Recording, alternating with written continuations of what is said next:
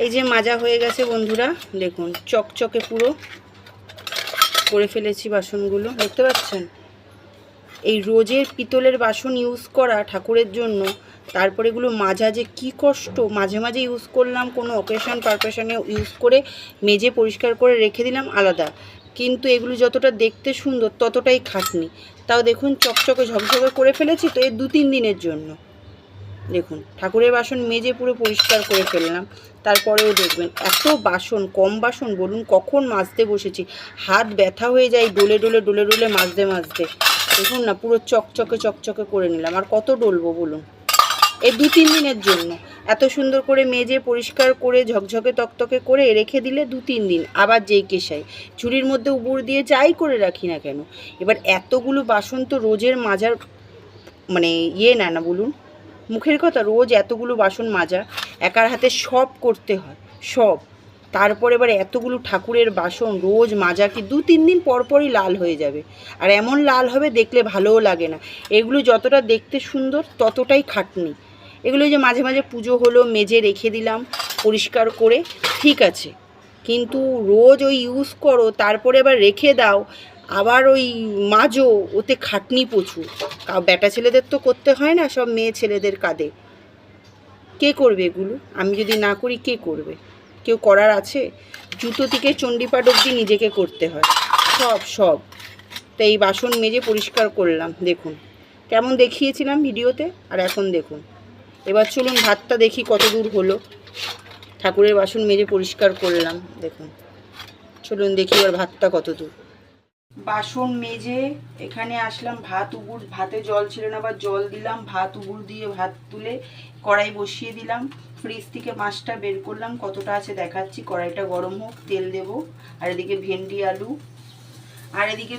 আলু কেটে নিয়েছি। হাফ পেঁয়াজ ছিল, পেঁয়াজটাকে কুচি কুচি করে নিয়েছি। এই যে কালো জিরে দেবো না, যেহেতু পেঁয়াজ দিচ্ছি, আর কালো জিরে দেবো না। কড়াই গরম হয়ে গেছে, তেল দিয়ে দিই। এই যে ভেন্ডি আলুটা কুচি কুচি করে কেটে নিয়েছি। চলুন, কড়াই গরম হয়ে গেছে, তেল দিয়ে দিই অল্প করে।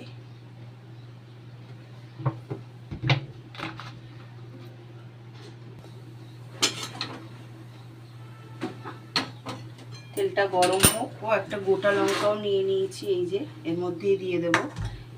কতটা আছে দেখাচ্ছি। এই যে এতটা আছে, এই যে অনেকটাই আছে। এটা গরম করে নেব, তাহলেই হয়ে যাবে। তাহলে ফ্রিজ থেকে বের করেছে। চলুন, তেল গরম হয়ে গেছে, ওদিকে গ্যাস ধরিয়ে দিয়েছি। এটা গরম হোক, ততক্ষণ ভাত তো হয়েই গেছে।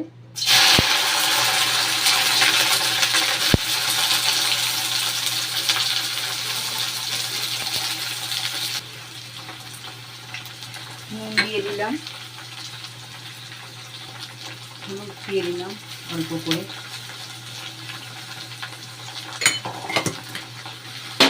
লঙ্কাটাও দিয়ে দিলাম।